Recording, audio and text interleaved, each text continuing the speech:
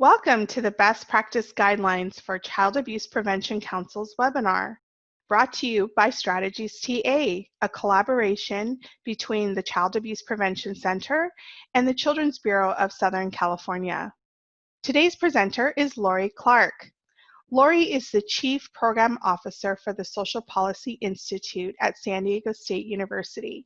She is the lead designer, developer, and a principal technical assistance provider for ACEs Aware, San Diego Imperial County, Be Health Today, and Age Friendly Communities. Lori was part of the strategies team for the past 23 years and remains a close partner and passionate advocate for child, family, and community wellness. Lori has been part of the movement to elevate the role of CAPCS for over a decade and was lead developer of the Best Practices Guidelines for California CAPCS. Good morning. I do want to let everyone know that we will be recording this webinar, as Lydia mentioned earlier. So would love to hear from all of you about your experience, but I'm so happy to be able to present to you the best practice guidelines for California CAPCS that were developed in collaboration with leaders and cross-sector partners throughout the state of California. It's a particular honor to be able to talk about California CAPCS today in light of the fact that quite a few California CAPCS have been around for 50 years or more. And it's those California CAPCS that really served as the model for child abuse prevention councils nationwide. And so in a moment, I'm going to ask Mara Sainio to share with you the vision of the Office of Child Abuse Prevention around California CAPCS. But I do want to pause for just a brief moment and say that I'd like all of us to extend our thoughts to our fellow Californians who are either vulnerable from hardship or weather-related or fires at the moment. We have such a broad community, and California has certainly stepped up in a beautiful way to support one another. So even as we embark on this work, we take a moment to pause and to send out our best thoughts and wishes and prayers for those in need of it right now. So Mara Sainio is the manager of the Family and Community Support Unit of the Office of Child Abuse Prevention, which is part of the California Department of Social Services. So Mara, would you share with us the vision of OCAP? Hi, good morning, everyone. I hope you can hear me. Lori, nod your head if it's working okay. It's nice to be here with you all today. I hope you're all having a good Tuesday. So my name is Mara Sainio, as Lori said, and I am one of the managers in the Office of Child Abuse Prevention with the Department of Social Services. And I've just been asked to join you today to share a little bit about the vision of the OCAP and why we worked with Strategies 2.0 to create the document that you're going to learn more about today. So in just recently, just this past April, the OCAP released its strategic plan for 2020 to 2025. And within that plan, the OCAP created a new vision for California to achieve an integrated statewide system that supports families to provide safe, stable, nurturing relationships and environments for its children. If you haven't seen that strategic plan, you're very welcome to go and view it. It's posted to our OCAP website. To execute the vision, the OCAP is prioritizing the importance of building the capacity of prevention partners, such as yourselves, by sharing best practices and creating a shared prevention agenda. We believe that child abuse prevention councils are key partners in achieving this vision of an integrated system. The OCAP sees CAPCS as entities that can bring the right players to the table, and they can help move towards a shared agenda and inspire the community and cross-sector partners to adopt and advocate for a more upstream approach. To do that, the OCAP has frequently partnered with local CAPCs to support them in their goal to prevent and respond to child abuse and neglect. A couple of different ways that we have gone about trying to support local CAPCs are through issuing what we've called our innovative partnerships series of grants, and those are 5 different grants which have the goal of building regional CAPC coalitions to grow and promote mutual interests among those CAPC collaboratives. And then in addition to supporting CAPCs through that stream of grant funding, we also have 23 different counties participating in what we've been calling prevention planning, where child welfare and CAPCs and a variety of other collaborative partners have been working to form partnerships to create cross-sector prevention planning teams. And the purpose of those planning teams is to develop a county-wide prevention plan. If you have questions about either of those projects, either the Innovative Partnerships Grant Series or the County Prevention Planning Teams, I would be more than happy to answer those for you. So now we've talked a little bit about the OCAP's strategic plan. And now I'll just mention briefly a little bit of history behind the creation of this document. So the OCAP has been aware that some CAPCs have struggled to identify a clear role for themselves within their communities.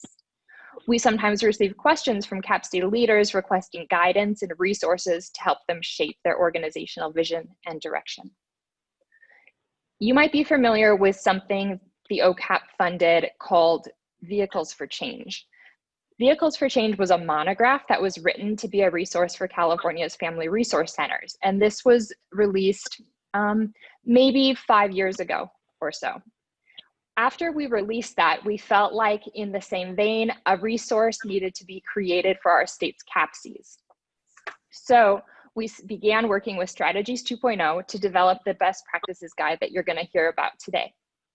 The purpose of the CAPC Best Practices Guide is really just to elaborate and provide clarity on the WIC definitions and share what current CAPCs are implementing to meet those objectives.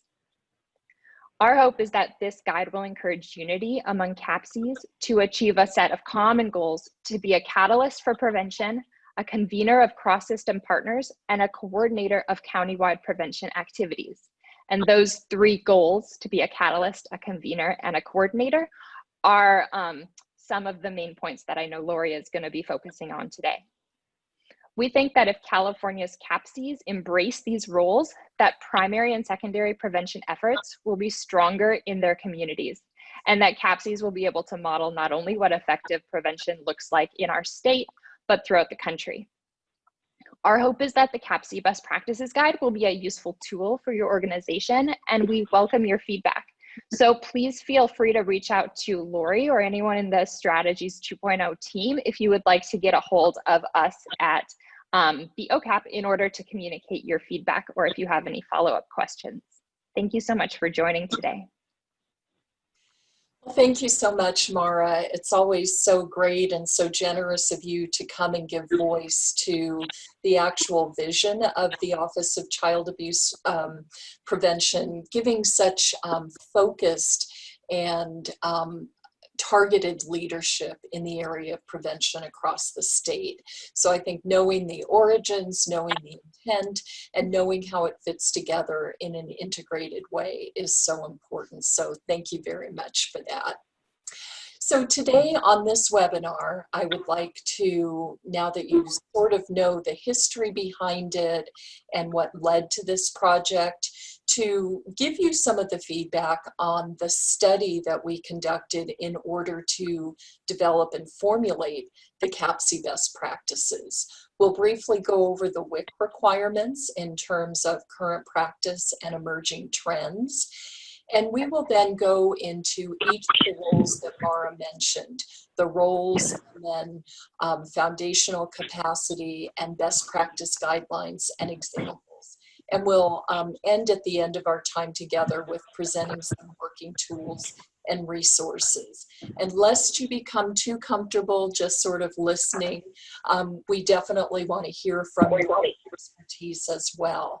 We have a broad range of folks on this webinar today, from CAPC directors of counties, medium, small, and large throughout the state, child welfare directors, and other cross-sector partners who are so important to the work of countywide integrated child abuse prevention.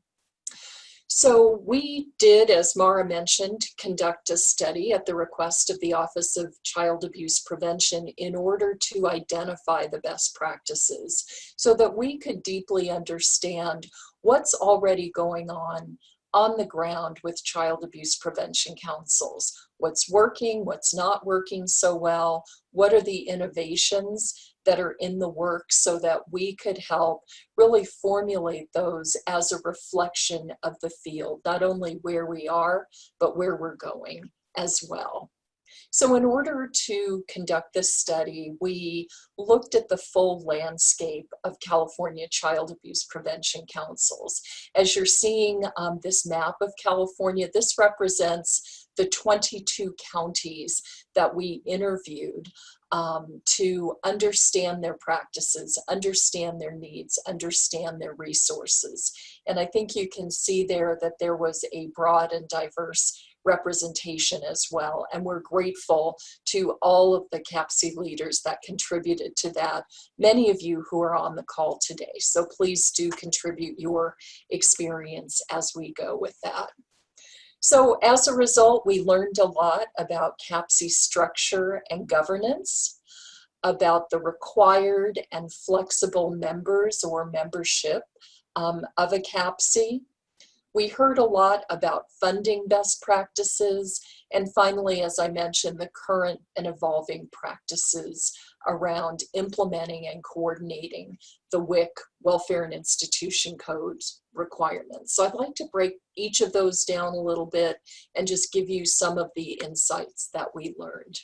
So first of all, in terms of CAPC structure and governance, there are really two forms of CAPC, both in the WIC code and well represented in the Child and Family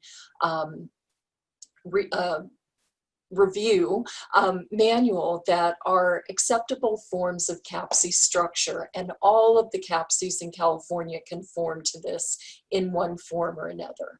The first form, as you see there, is as an independent organization within county government.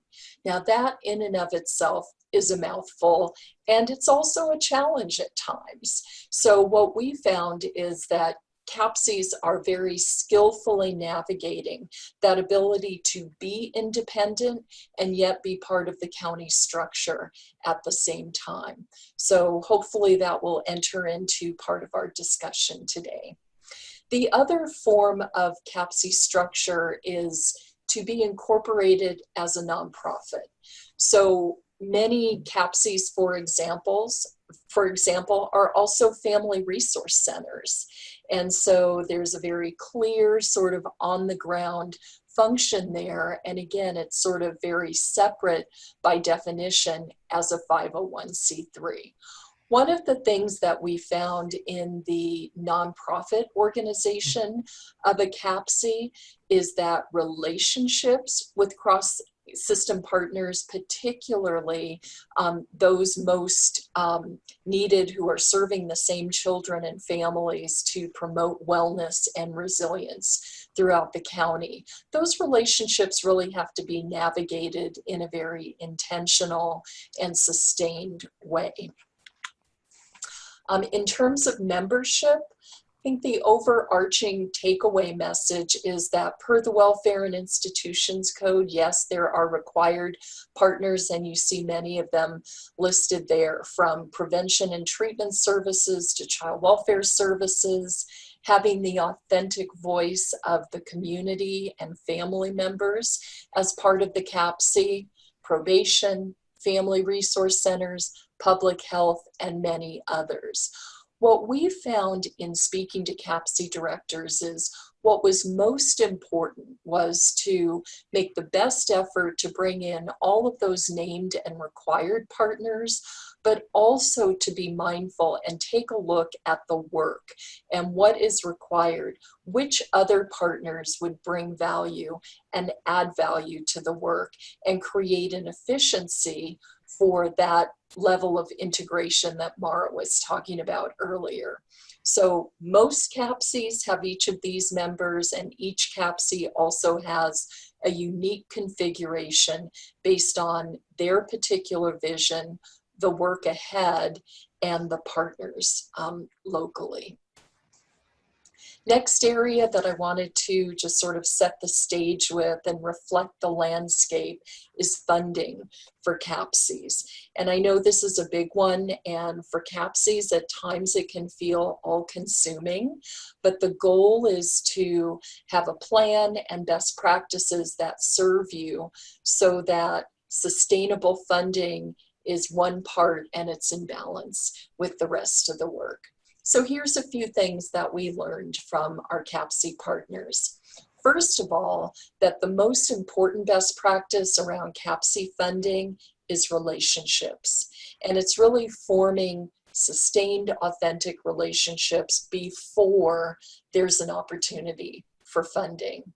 Probably most of us on this call have been in meetings around a new RFP or a new grant opportunity, and we suddenly see folks that we don't typically see in our regular coordination meetings or other kinds of joint efforts that we're undertaking. So again, what we're saying here is that that relationship component is so important, so much so that partners will pull you into and include you in opportunities that you didn't otherwise know about. So really can't say enough about the quality of relationship and making sure that that's a mindful part of the regular work. A second best practice when it comes to funding for CAPCs is really making sure that your CAPC is doing everything it can to be mission-driven and to stay on track with the mission. What we're saying here is the opposite is sort of chasing funding and engaging in a bit of mission drift. It may be a great funding opportunity, but not exactly aligned with the mission, but we'll undertake that anyway, and then we're doing different kinds of activities. So the message that we heard repeatedly from CAPC leaders is, yes, there were times that we were tempted. Yes, there were times that we considered other opportunities. When we did that, we had to come back to the mission. When we refrained from doing that, we were glad we did, because it freed up the opportunity, the energy, the focus to pursue other activities, other funding opportunities that were much more centered on the mission. Thirdly, we heard what I know is familiar to many of you, and that is blend, pool, braid, diversify. Use any of those devices at your disposal to really look at the pool of funding and the pool of opportunity, and to build in as much flexibility as you possibly can. Mindful that all of those approaches only stretch the limited dollars so far, but they do help with the flexibility factor. And then finally, and very importantly, when it comes to the area of funding, we heard that it's critically important to track and communicate the data and outcomes, because that's what really makes the case for the good work that you're doing and the innovation that you're bringing. And so having a system, having a pattern where that regularly occurs is a part of the best practice of pursuing sustainable funding. Then, as I mentioned, we also looked at the WIC requirements. And I know we've posted this resource, the CAPC Best Practice Guide, online today, or you can reach out to me or Michael or Sarah and get the link if you don't already have it. It is posted on the OCAP website and also on Strategy's website.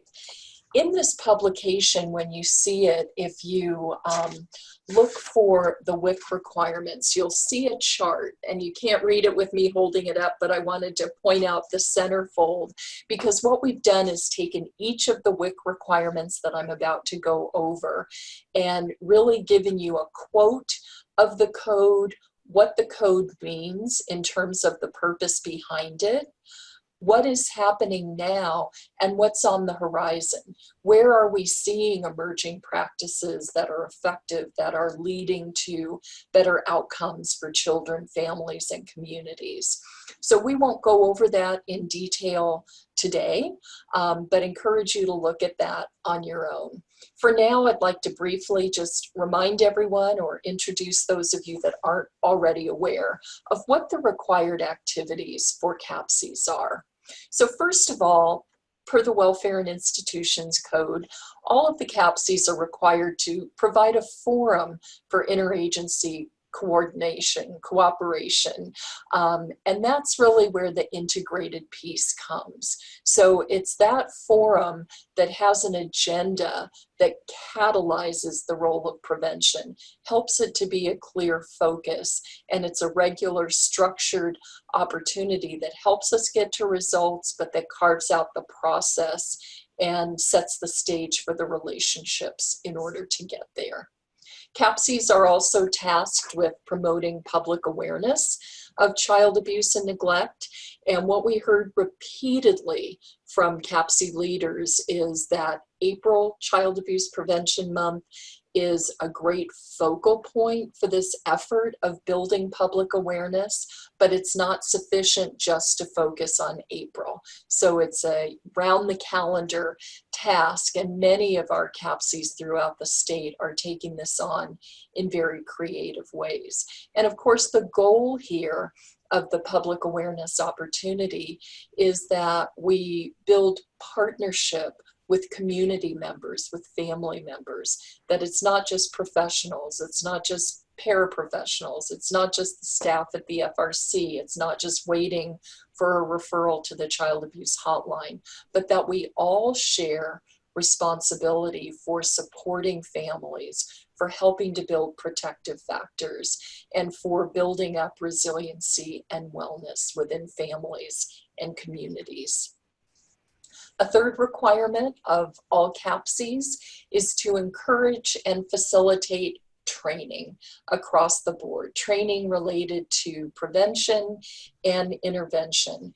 So one of the trainings that CAPCs are very well known for is hosting, facilitating, conducting mandated reporter training, if you will. And it's great to me that this sits back to back with the building public awareness, because these are two sides of the coin. So it's really advising everyone of what their role and responsibility is, and at the same time expanding that shared responsibility to the public at large, to families and community members.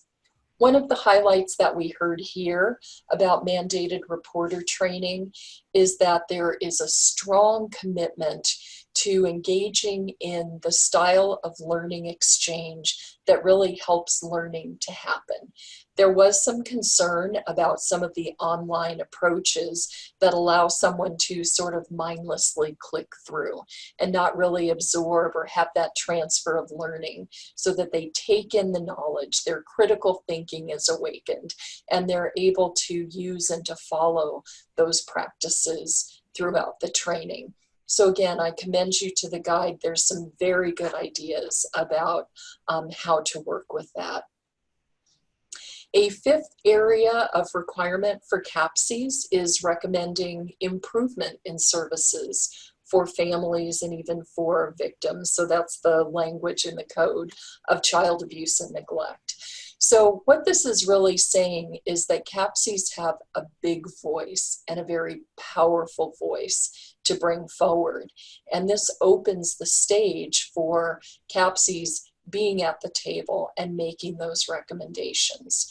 So there are a number of structures in California already that sort of easily and naturally incorporate that voice, whether it's the citizen review panel or an advisory team, or whether it's the county prevention team that are co-chaired by CAPCs and child welfare directors. But again, a very big opportunity to notice and give voice to those best practices that help us to move forward.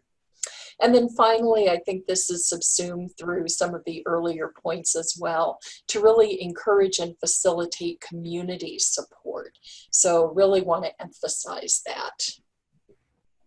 So with those WIC code requirements and giving you a little bit more of a grounded understanding of what do CAPCs do anyway and what are they? So as the countywide coordinator of child abuse and neglect activities, those are the kinds of activities that are being coordinated and integrated.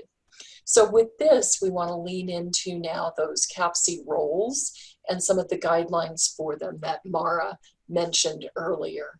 So in terms of roles, CAPCs are the catalyst for prevention and wellness. They're the convener of cross-system partners, and they're the coordinator of these activities that we've just reviewed. So we would like to pause here for a moment and ask you who are on this webinar, over the past year, which of these three roles have you or your CAPC put the most focus on? So this will be a Zoom poll with those three responses. Choose one.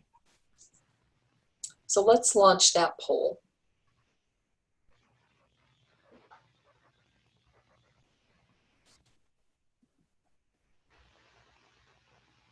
Okay, take a moment to enter your response.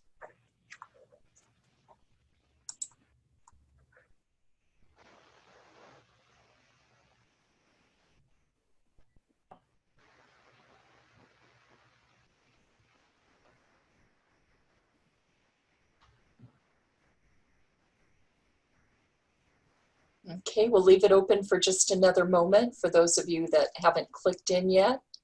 Go ahead and enter your response. And we'll end the poll in 5, 4, 3, 2, 1. All right, so as you're seeing the results there, as I am, far and away coordinator of these activities is getting the priority attention for about half of you, followed by convener, bringing people together, and catalyst. So thank you. Let's see, we'll stop sharing the results and go back to the PowerPoint. So thank you for that. With that, we want to now introduce each of the CAPC directors and leaders who are invited guests today. You see their names there on the screen.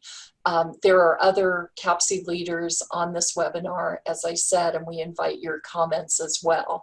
But I've asked Baljeet and Lisa and Carol to join us today, representing North and South and the voice of small counties to really bring forward their experience and the innovation that's happening either within their own county or within their region.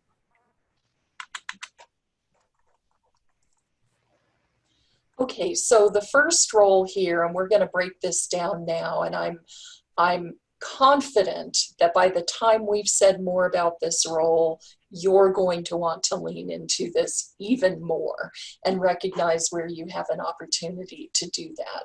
For each of these roles, we have laid out what is the foundational capacity, or in other words, what needs to be in place in order to implement the best practice guides within that role. So for Catalyst is basically making something happen, making sure it's at the table, having a central focus and taking leadership in that around the prevention of child abuse and neglect. And so certainly one of the foundational capacities is leadership. And that really includes the ability to motivate and influence others. It requires a focus on being vision, mission, and values driven, as we talked about before, and also the ability to influence change. Some of the best practices that we talk about in the guide include this building of momentum Change, as we know, doesn't happen overnight. It happens in incremental steps, and it's based on readiness. So how do you assess for readiness? How do you assist others to move in that direction? And how do you actually build the momentum? Secondly, sharing ownership and responsibility. Also educating and advocating.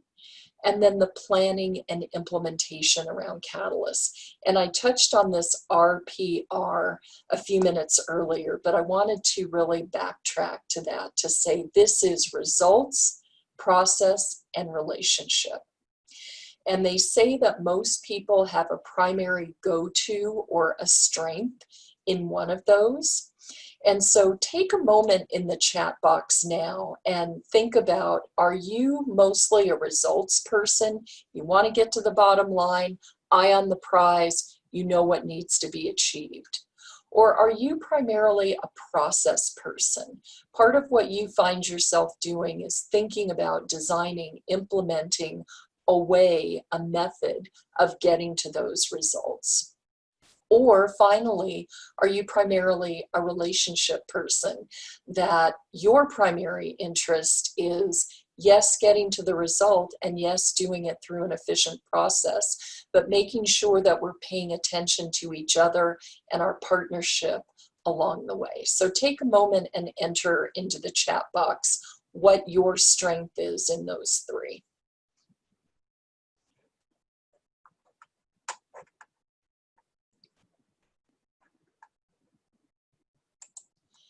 Thank you. Several of you have weighed in there, and no surprise, we have great diversity among us. There is no part of that equation, results, process, relationship, that is not represented.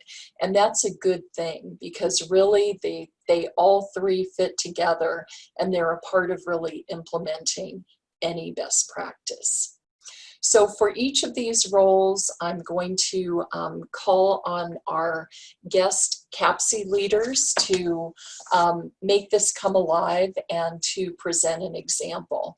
And so the first CAPC leader I'm going to call on is Carol Carrillo. And Carol is the Executive Director of the Child Abuse Prevention Council of Contra Costa County. And Carol has been in that role since there were 99s, even before the 2000s. So since 1999, Carol has been that. And even before that, she served for 3 years on the board of directors for the CAPC. Carol has long-standing experience and brings that voice and is very generous in sharing it. So thank you for joining us today, Carol. Tell us how you implement Catalyst. Thank you, Lori. Thank you, everyone, for having me. I'm super excited about the development of the guidelines for CAPCs. I feel like a lot of us have foundations, but I think this really helps us build on our foundation, and also sort of helps CAPCs that might be struggling a little bit to build that solid foundation. I'm the Executive Director for Contra Costa County. We do most, if not all, of what has already been talked about that Lori mentioned. We do parent education, we do mandated reporter trainings, we provide a child safety program in schools, we have a parent partner program, youth partner. So we do a lot of the work, but I really wanted to emphasize today with the group about the work that we do with the Greater Bay Area CAPC. So we are 10 counties, child abuse prevention directors, and we meet monthly to really talk about how we can Bay Area wide sort of cast our net around child abuse prevention and safety. So one of the activities, we do a lot of activities each county does throughout the year around engaging our community and being that catalyst. But one of the things that we do, and we do this a lot in April with other partners, with Partners in Prevention and other Bay Area wide partners, in trying to engage our community members. We do a lot around mandated reporting. We do a lot of education and support with providers, but we want to make sure we're getting our community members involved. particularly now with COVID-19. We really want our community members, our neighbors, our families to reach out and support each other.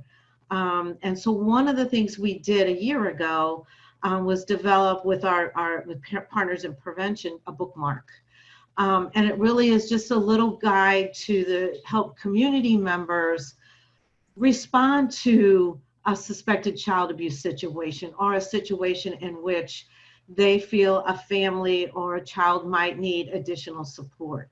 So we were able to print, I think, almost 10,000 of these bookmarks and distribute them among our county, all of our county partners and communities. We partner a lot with schools, so we were able to, get families involved and give them sort of the tools and the resources on how to respond to child abuse and how to strengthen their community, how to strengthen families. So this was just one example that we chose to share around our role as a catalyst. And so I think the next county we'll hear from is MARIPOSA and their work around catalyst. Yes, thank you, Carol. And before Baljeet comes on, I just want to say a word of introduction here up front. I won't do this every time you share, but I want to introduce each of you the first time. So in a moment, you're going to be hearing from Baljeet Hundal, who is the Division Director of Human Services within the Mariposa County Health and Human Services Agency. And when I saw Baljeet's bio, I have to tell you, I couldn't believe that she wears as many hats as she does. So in her current role, she oversees the Public Assistance Branch, Adult and Aging Branch, and Child Welfare Programs. And for now, because of a vacancy, she's also overseeing behavioral health services. So the great news is, wow, what an opportunity for integration. And the challenging news is it's a lot of roles to juggle. But I'm really deeply grateful to you, Baljeet, for joining us today. So please tell us a little bit about your county and how you fulfill the role of catalyst.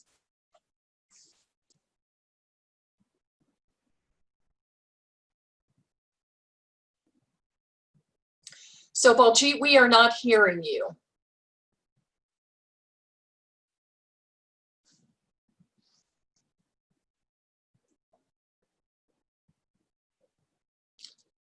Okay, just a sound check. We're not hearing you yet. And you look muted now. You're muted. Try again. There you go.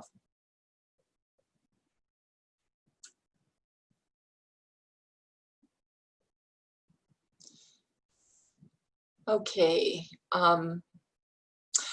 So Lydia, can you reach out to Baljeet, and we're going to go ahead and hear from Lisa Frazier, and we'll come back to you, Baljeet, once we figure out what's happening with your sound there. So next we're going to hear from someone I think who is certainly no stranger to those of us who have been working in and involved in learning communities and with strategies over the years, Lisa Frazier. And so she has served as the executive director of the Center for Family Strengthening, which is the Child Abuse Prevention Council for San Luis Obispo. And that's nearly as long as Carol, since 2001.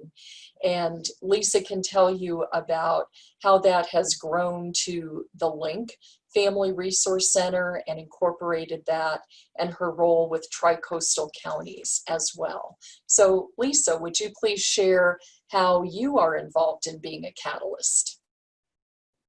Thank you, Lori, and thank you to everybody who's joining us on this call today.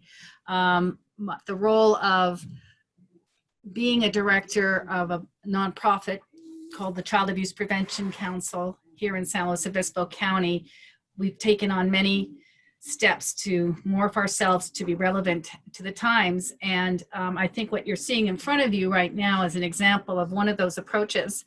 When I started back in 2001, basically they taught me, the state OCAP taught me how to be a mandated reporter trainer, which was a great launch at the time. I felt the support of the OCAP.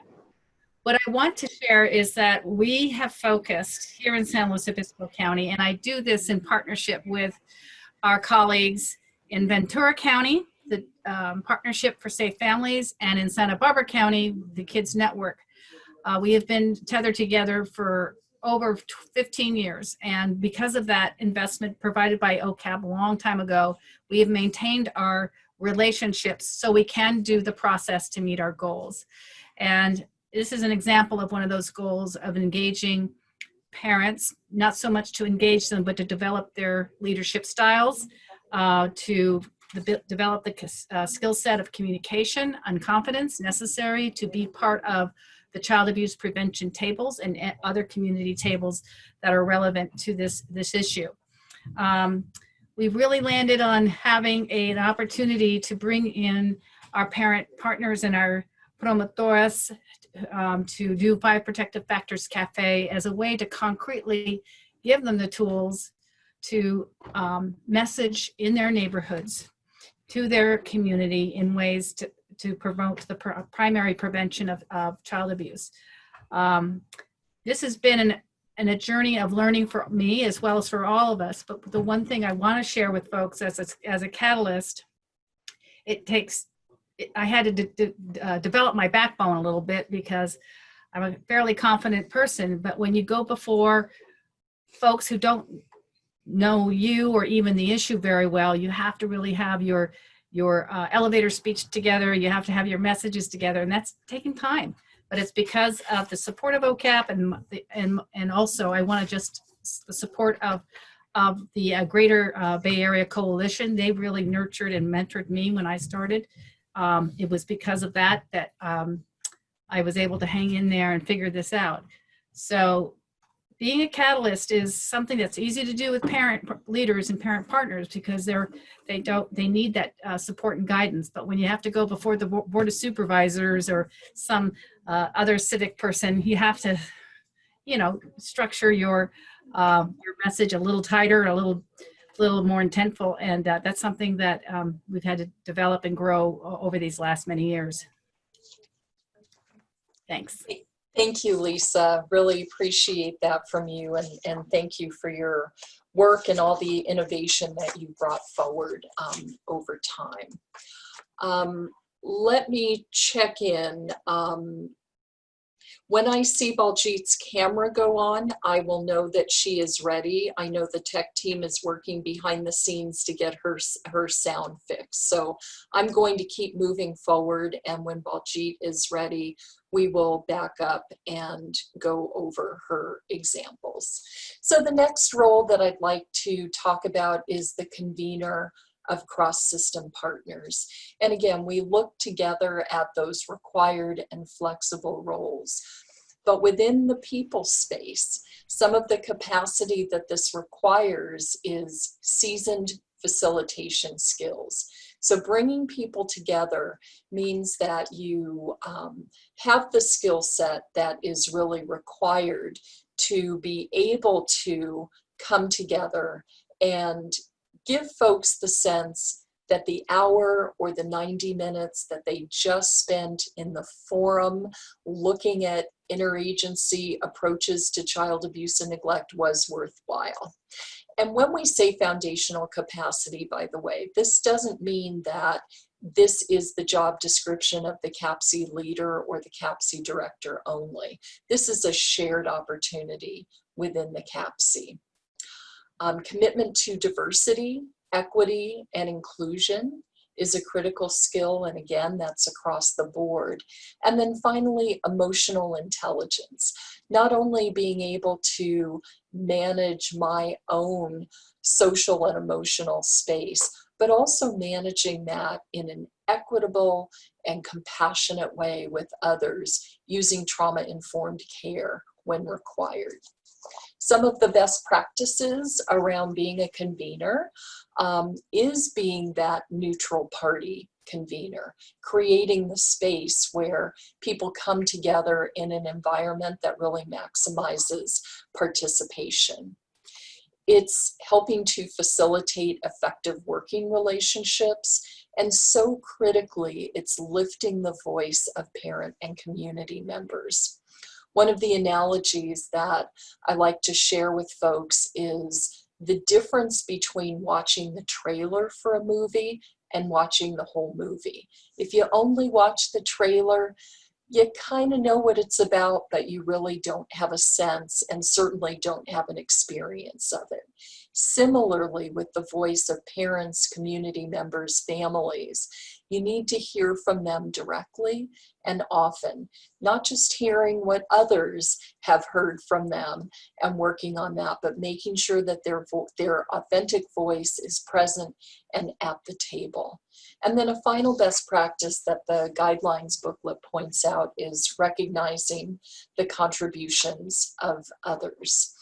So I'm going to call first on Baljit. I see that you're ready. Would you please share your example of being a convener, and then go ahead and backtrack and share your catalyst example as well?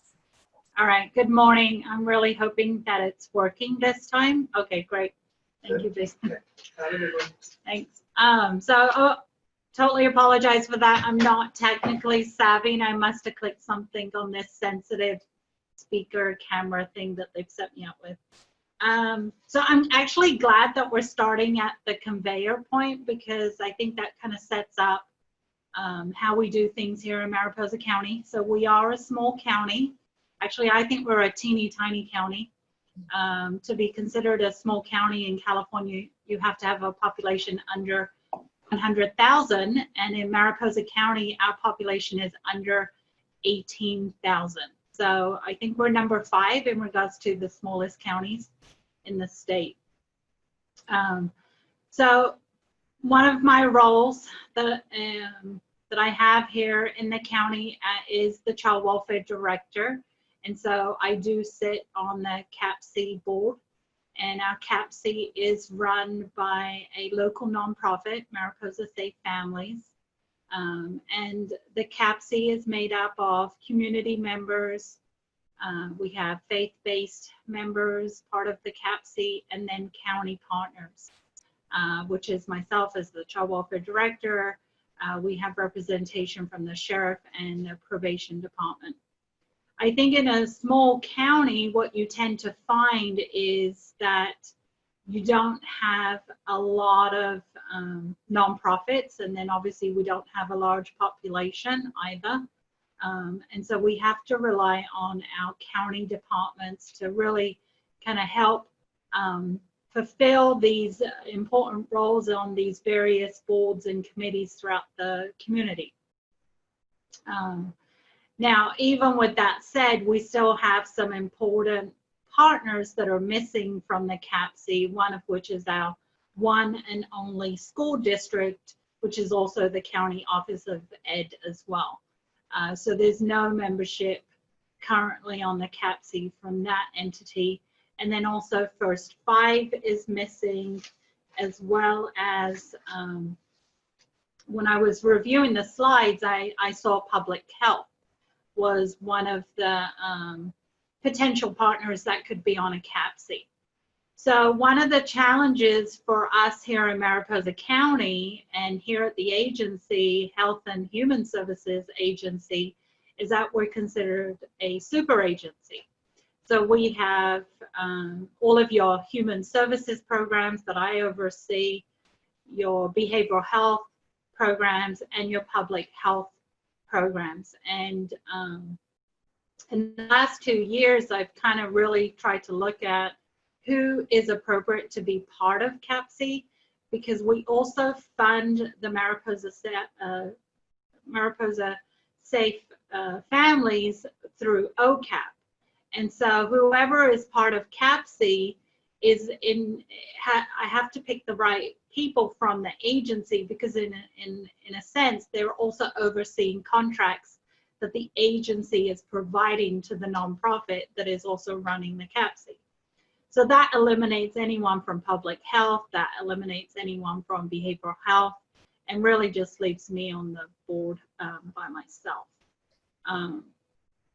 So those are definitely some of the struggles of our CAPC and just trying to make sure that it's got enough membership.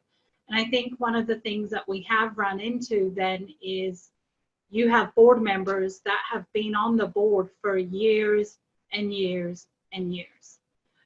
And so the turnover in board members is, it just doesn't happen. And so you kind of get into a stalemate, I think, with what the CAPC is doing year after year, and the activities and prevention activities that are happening. And I think, Lori, when we spoke, I definitely highlighted that as one of the concerns for us here in Mariposa County. And one of the goals that I'm really looking at is stop doing the cookie cutter prevention activities that I think we've been doing for the last 5+ years. I'm moving to do something different.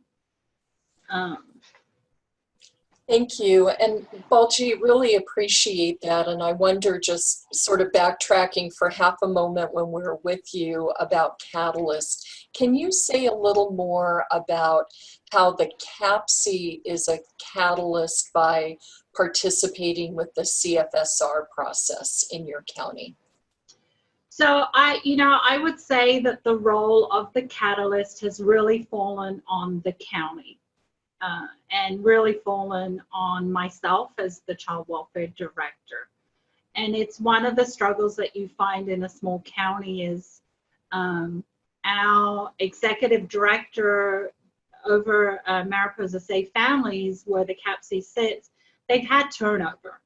And with this turnover, it's been a struggle to find a new executive director. And so the catalyst role has really kind of fallen onto me, and to help their board, the CAPC board and the nonprofit board, get them to come to, I've got to get you more involved in the CFSR process.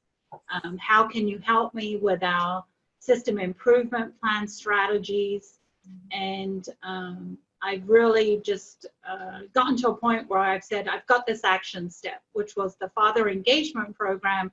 Is this something that you can take on?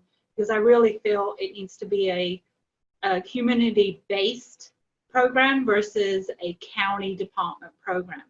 And so they're definitely partners in that. We recently have come to an agreement that they are going to hire a consultant to help them. And Judy, I know you're on the webinar here, so a shout out to Judy. She is helping me with that. And to really look at, what are we doing as a CAPC? What are we doing for the community with prevention? One of the things I want to note is that in Mariposa County, our population of families and children is not large. Our population of seniors and folks over 60 is much larger. We're at about a 35 to 40% range in that age group. And so really helping this board look at, you kind of got to evolve with these new families and these kids. And so I'm really hoping the consultant will help get us to that next new age of prevention activities, and how do you reach communities beyond what we've already been doing. Thank you. Thanks very much, Baljeet. Let's go on to Lisa. Let's hear about how you are a convener. Well, thank you. I love this two set of pictures. This is an example of how we as a region of Ventura and Santa Barbara County and San Luis Obispo County have come together to focus on the development of our parent partners, parent leaders, promotoras for the Spanish-speaking population. This event allowed us to bring all the parent leaders together in one place. Fortunately, we all came together in Santa Barbara. Not a bad assignment living on the Central Coast like this, but as you can see, the diversity we were being able to develop, and this is just from San Luis Obispo County. I didn't have the pictures showing Santa Barbara or Ventura County, but I want you to know that the convening of this We had strong representation, not just from the identified parent leaders, but from our local Department of Social Services here in San Luis Obispo County. She was instrumental in bringing in these parents to this convening. From that, we continue to build on this relationship with the folks that you see in this picture. This was taken 2 years ago, and the convening is a critical part to having us come together and share not just the messages that we have to share about 5 protective factors of child abuse prevention messaging, but it's building those relationships between these 3 counties, and that still is our focus at our Coastal Tri-Counties Child Abuse Prevention Coalition. And I apologize for the background noise. I have a busy office here today, so if it's hard to hear me, I'm sorry. But it's just a wonderful example of how the convening works in our region. Thank you, Lisa. And Carol, tell us about how you are a convener. Well, again, I just want to mention that each of the 10 Bay Area counties work, you know, individually in their counties as conveners, and you know, bringing partners and community together. Many of us are embarking upon the prevention planning process, so we are convening those groups in our individual counties. But what I wanted to share today was our effort to statewide convene CAPCs together. It was our second time doing this, organizing this convening, and many of the folks on the call today, I think, participated with us. We held the workshop or the convening in Solano County, and we had about 38 counties, I believe, represented at the time. Angela from the Office of Child Abuse Prevention provided a welcome to the CAPCs. I think at that time she also mentioned the work around developing the best practice guidelines, so folks got to hear a little bit about how that was being developed, and you know, we're really getting excited about having those guidelines available to us. We also did a presentation, or had a presentation, from Laura Porter, who is from ACE Interface, you know, just again working with us around ACEs awareness and what we could be doing in our counties around ACEs. Prevent Child Abuse California was represented there. And so we just had the opportunity to, again, convene CAPCs in order for all of us to share what we're doing in our counties. What are our best practices? What are we doing around, you know, coordinating with each other? We hope to do this again. You know, our plans are kind of on hold right now, because who knows what, you know, the next year will bring. But once we are able to gather again, I think we had 38 counties represented, but those CAPCs also brought community partners with them. So we had a good 100 or so people, you know, in the meeting, sharing and supporting around child abuse prevention statewide. So it was very well received, and you know, look forward to being able to do that again in the near future. Thank you, Carol. You know, being a convener certainly has its challenges and joys and opportunities. And I think being in a virtual environment, we're all learning a whole lot that's new and different around how we engage and how we bring people together, whether it's in person, whether it's virtually. So you've heard the examples from 3 different organizations today, and there are more in the guidelines. Before we jump off of convener, I do want to pick up on our message from the chat box about really remembering to give voice to tribes and tribal organizations as one of the vital members and vital voices that are among the cross-system partners that we bring together. So thank you for making that comment and helping us to be mindful and to be more respectful and inclusive. So thank you for that. All right, we're going to quickly move on to the next role here. and talk about coordinator so that we can move through and preserve time for some of our discussion. So coordinator has gone last because it's probably the role that needs the least explanation. There are foundational capacities that you see there that include things like being a dynamic public speaker, nurturing common language and shared understanding, and again, back to results process relationship. In terms of best practices, it's really the ability to prioritize those WIC activities. Not all counties make every single one of them the largest priority. That's a fit on the local level for what works for you and your context. And so I'd like to call on our three guest CAPC leaders again to just give a quick word for each of their examples on coordinator. So let's start with you, Lisa. Thank you, Lori. And again, as a coordinating entity for this issue of child abuse prevention, I want to just share with everyone that the journey to do this has been an ongoing learning journey, and I didn't come so much with a skill set of knowing about child abuse as much as I knew how to coordinate. With that said, here I am 22 years later and still managing this wonderful sector of the work, all because of the support I've received, and also I have a dedicated core of board of directors that are along my side, along with me on this road.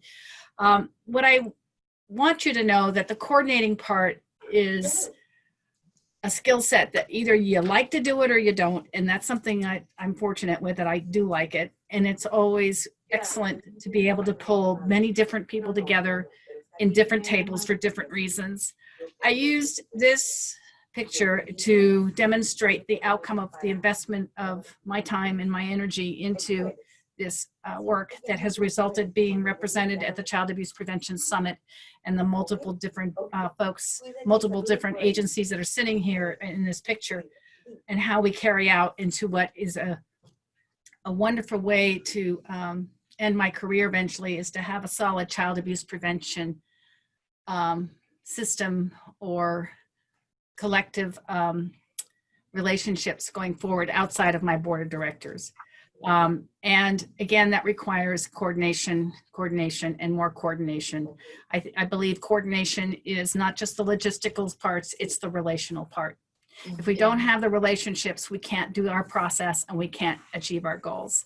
So I'm very, very grateful for the partnerships I have.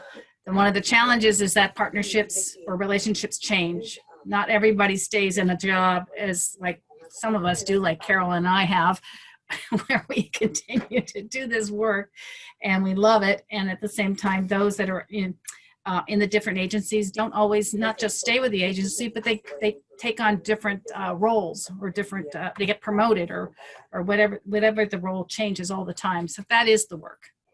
And thank you, Lisa. And I have to say, the pinwheel becomes you.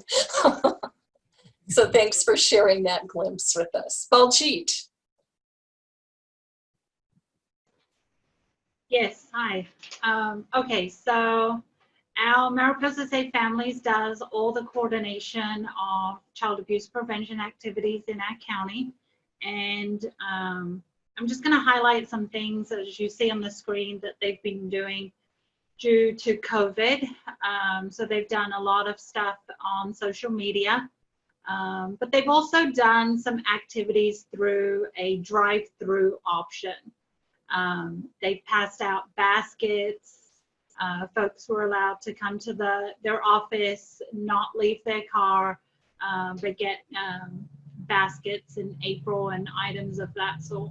And then they had a barbecue event where they also did that through a drive-through option as well. So they continue to try and do events that the community has gotten used to that they do, but in a very different format. I'm really glad that they were able to change that very quickly. And then every year they do presentations not only to our county board of supervisors, but the school districts, board of supervisors as well, about child abuse and prevention activities that they're doing in the community. Thank you. Thank you so much for that. Okay, and let us now hear from Carol. How are you a coordinator? Okay, so again, just really focusing on the Greater Bay Area CAPC Coalition. We're continuing to provide speaker series, getting folks that are experts in the field, you know, sponsoring trainings and sort of opening that up Bay Area wide. We share, a lot of us, my county does coordinates the child death review team. We have a new partner in the Bay Area who is starting to get involved in their child death review team. So we're able to provide support, knowledge, and education around what your role is as a team member in child death review. We, as a Bay Area wide coalition, can write letters to editors, you know, trying to raise awareness of child abuse prevention in our communities. And then most recently, we actually developed an advocacy platform that we not only use Bay Area wide, but we use individually in our counties to, again, coordinate child abuse prevention efforts Bay Area wide as well as in our individual counties. Thank you. Thank you very much. And one thing that I do appreciate very much about the Greater Bay Area Child Abuse Prevention Council is your attitude toward open space. So you've made that advocacy platform available for other folks to review. When you also did the publication on the economics of child abuse, similarly, you made sure that it was brought forward in a form that others could benefit from as well. So many thanks to you for that. So a quick question for everyone listening. You've heard us sort of talk about in more depth and detail catalyst, convener, and coordinator. And I wonder, based on what you've heard so far this morning, which role do you plan to put increased focus on? So this is going to be a Zoom poll. Just pick one. So take a moment to enter your responses. Let's launch that poll.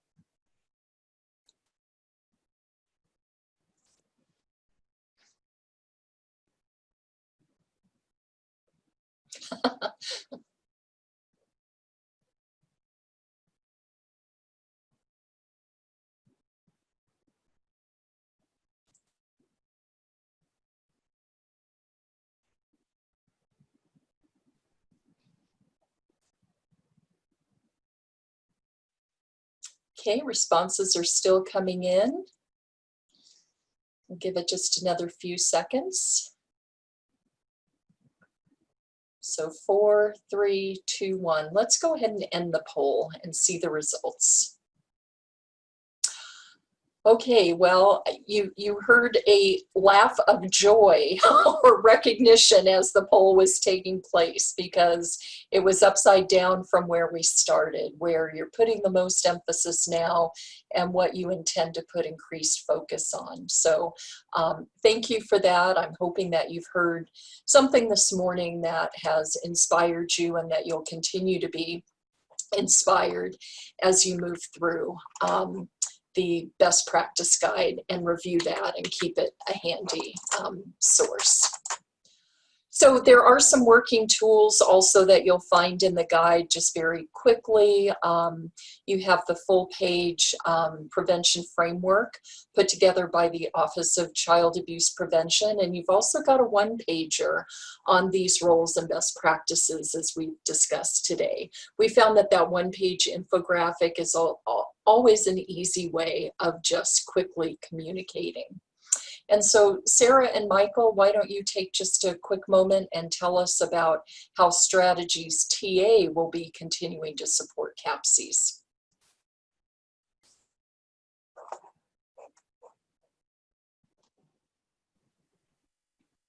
Michael, you're still muted if you can hear.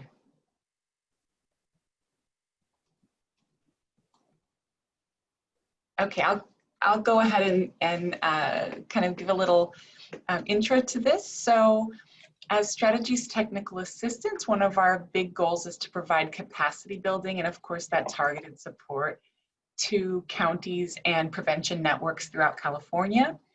These are just a few of the ways that we hope to do that. Obviously, there are many, many more, and we hope to be very tailored to what your groups and counties may need. So I'll just briefly develop or enhance the comprehensive and coordinated cross-sector child abuse prevention planning. Include or enhance parent and community voice, which is so important. Effectively decrease disproportionality. Assess service needs, of course, and measure impact. Michael, is there anything you'd like to add to that?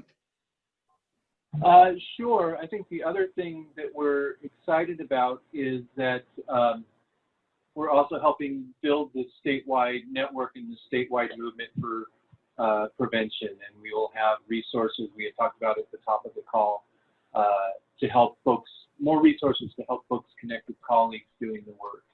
And also, should have mentioned at the top of the call, all of that is thanks to OCAP and the funding and partnership we have with them.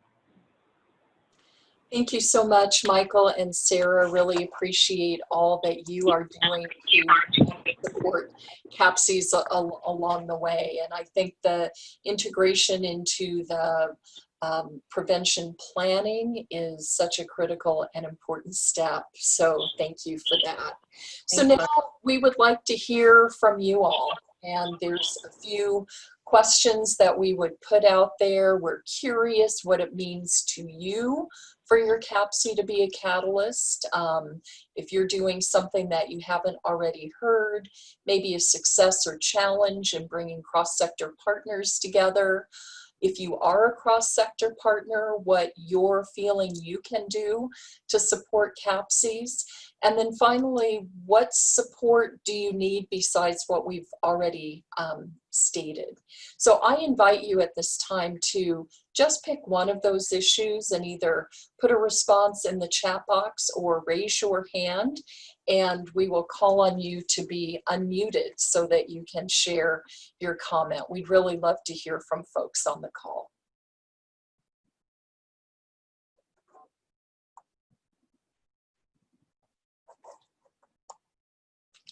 I see lots of comments coming on the chat box now. I cannot really see the full screen. Would anyone like to unmute and make a comment? Ambi and Lydia, let's just go ahead and release so that anyone who wants to unmute themselves can do that.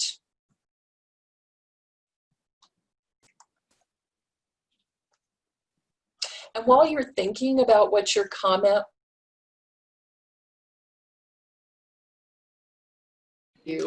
our contact information. Even after this call, feel free to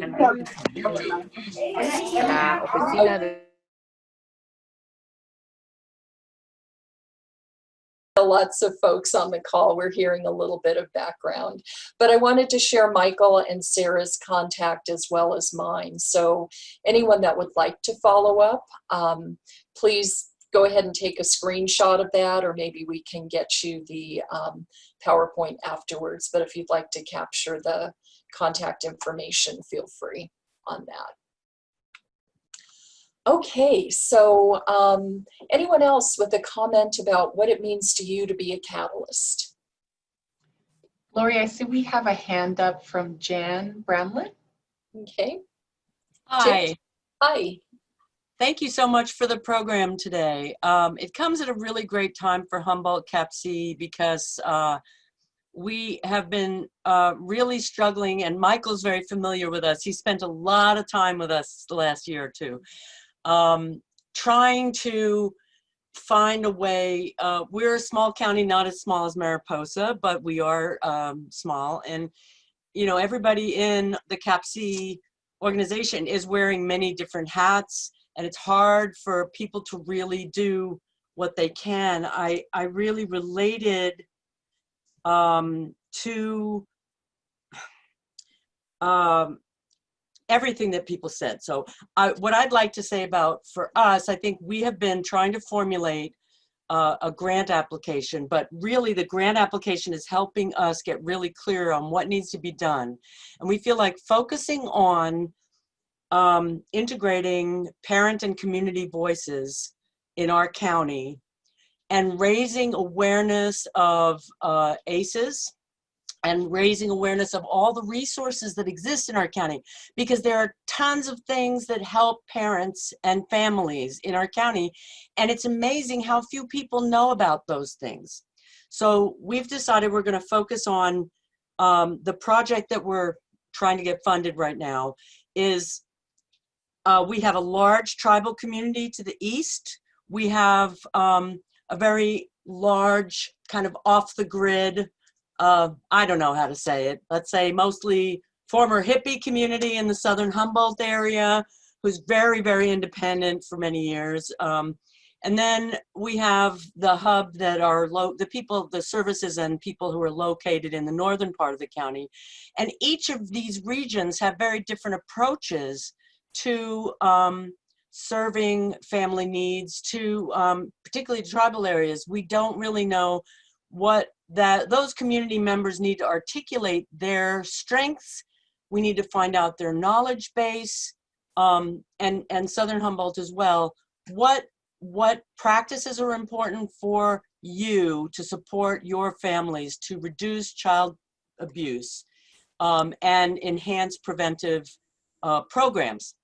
So what we're thinking of doing is a combination of inquiry with these communities where we raise awareness of child abuse prevention and ACEs by asking the community for their input about those issues and their views on those issues. And then capturing the practices that are supportive and helpful from each of those communities, we want to formulate a messaging program that we will then put forth in a campaign that goes for multi-years, and like 3 to 5 years, something like that. This is very ambitious, okay? And that we would then at some point measure the impact, hopefully, of the use of resources, because the use of resources and the attitudes and knowledge of ACEs and child abuse prevention and child development practices. So that's all really ambitious, but we're in the position now where we're honing down the questions and the inquiry design. So it's really exciting. This is perfect timing for us. Thank you. Thank you, Jan. You sound excited, and we're excited for you. So appreciate your sharing your view. Najib, you wanted to make a comment. Can we unmute that microphone, please?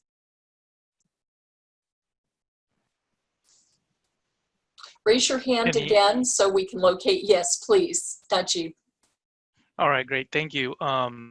Yeah, so I'm from Child Welfare, Santa Cruz County, and I think just in terms of the discussion questions, one thing I do think that is critically important for us to do in our county is have a more active role in institutionalizing or establishing a position or agency that really does push and does the catalyst activities for child abuse prevention.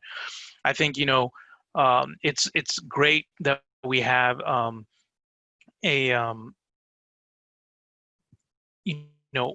Child Abuse Prevention Council, our Children's Network that does a lot of great work.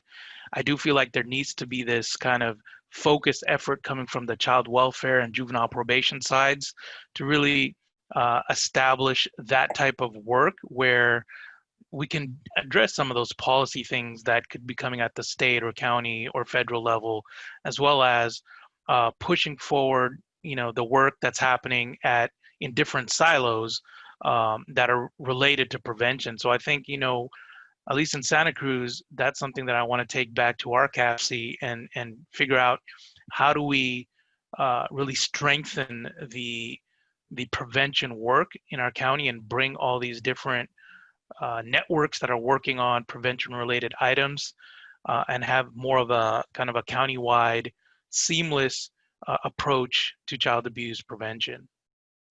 Thank you. Thank you very much for bringing the voice of child welfare into our conversation and for your thoughts and ideas around that. And I just want to acknowledge that I'm very well aware of how much impacted Santa Cruz County has been of late.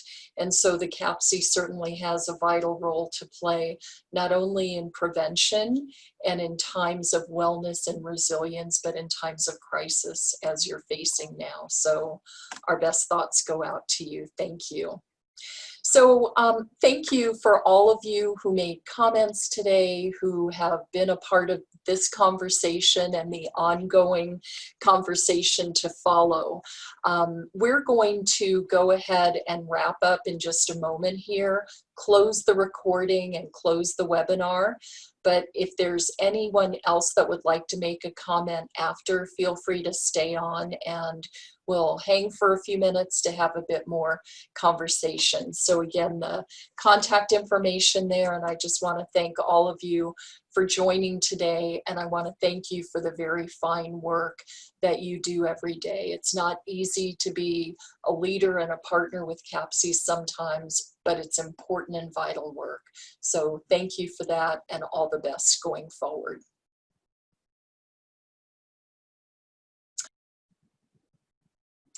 Okay, this is really good news. It tells me that we're all being very contemplative, thinking about what our next steps are, and sort of mulling what we've heard and thinking through, how does that translate into practice?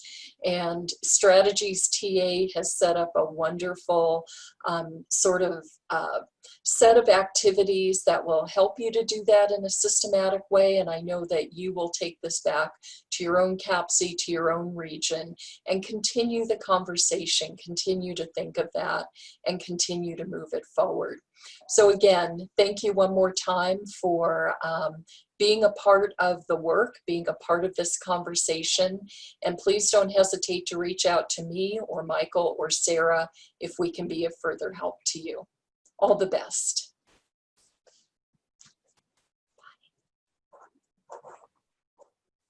And just a quick note, this will be uploaded to the Strategies YouTube channel, so you can look out for that if you needed to look back or you wanted to rewatch any of the information that Lori shared with us today.